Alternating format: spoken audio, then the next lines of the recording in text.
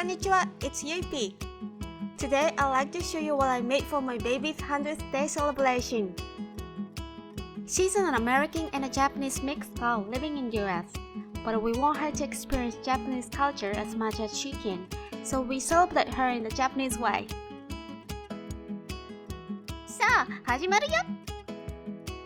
This Japanese ritual for baby's first 100 days is called okuizome in Japanese. Okuizome is prepared with the wishes that the baby will never suffer from a lack of food and grow healthy. It consists of a meal of fish, soup, and 3 side dishes, which the baby tastes for the first time. But in the ceremony, we just need to pretend to feed, and the baby doesn't need to actually eat. First, I made a pickled dish called kohaku namasu.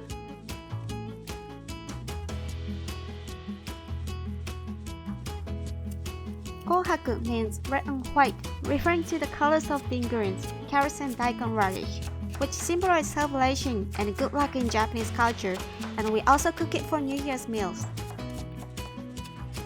Cut the daikon radish and carrots into strips and marinate with salt first to get the water out from the veggies.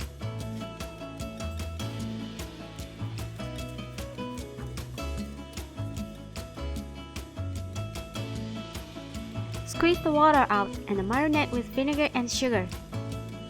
It's visually beautiful and has a very refreshing taste. Easy and simple cooking. So I recommend this for Japanese cooking beginners. Next is a simmered vegetable dish called mishime.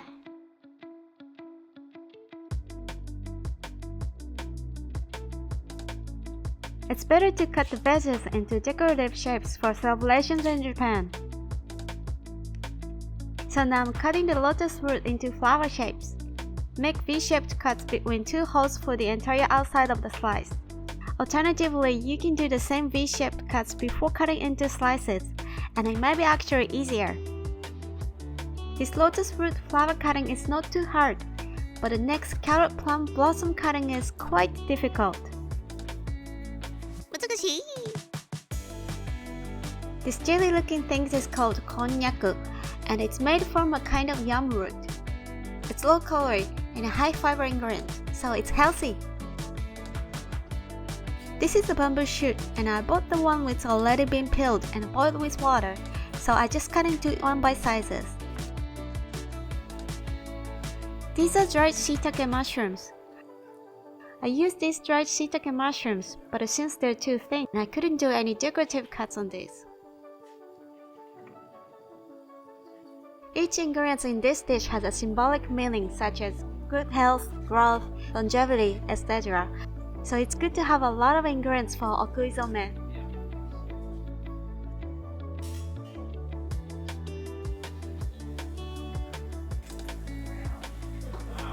I cook these vegetables with dashi, soy sauce, mirin, and cooking sake. There are a variety of ingredients, so it's a classic Japanese comfort food.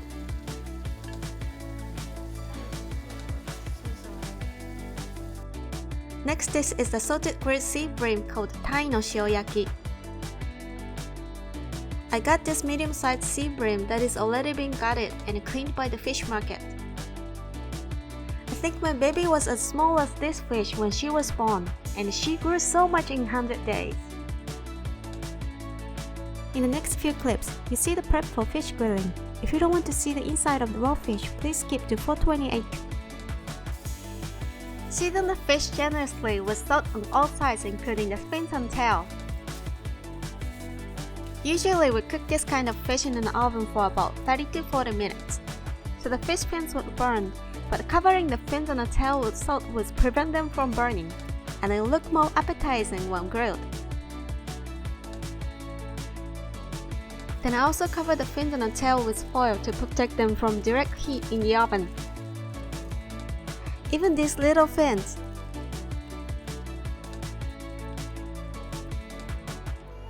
Cook in the oven at around 390 degrees Fahrenheit for 30 to 40 minutes until it gets nice subtle grit marks. The salt made the fish skin so crispy and it looks great. While cooking the fish, I also made a chopstick holder with mizuhiki, which is a traditional Japanese craft created by Koz made from washi, Japanese traditional paper. I like making detailed crafts and now I'm really into mizuhiki. I'm improving my mizuhiki making skills a lot since I filmed this, and I hope to show you more on my new mizuhiki Instagram in the future. It's called Yui Not Works, and if you are interested in the Japanese craft, please follow my mizuhiki Instagram account in addition to the Chibi Chibi account. We use these mizuhiki items for New Year's meals, weddings, and various Japanese celebrations. And now my daughter's first celebratory chopsticks are ready. I also cooked osuimono, which is a Japanese clear soup flavored with dashi. This time I used clam for dashi.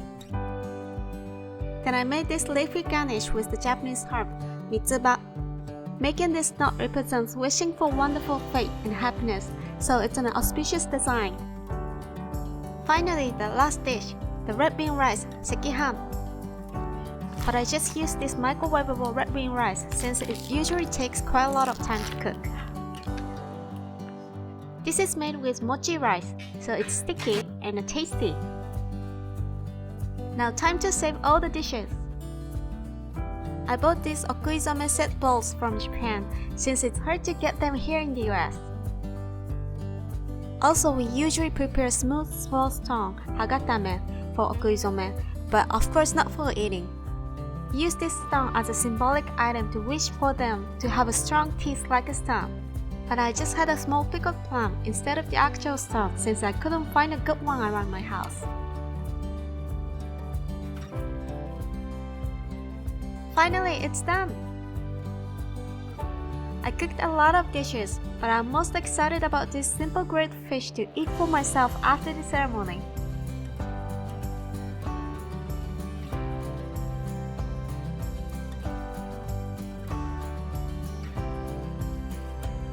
By the time I finished cooking for dinner, my baby was already sleeping.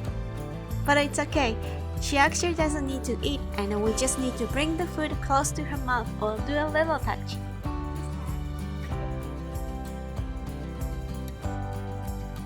Also, there's a traditional sequence of filling in okuizome like rice soup rice, grilled fish rice something, rice something. The order depends on the area you're living or from, but we lost it somewhere and just improvised now.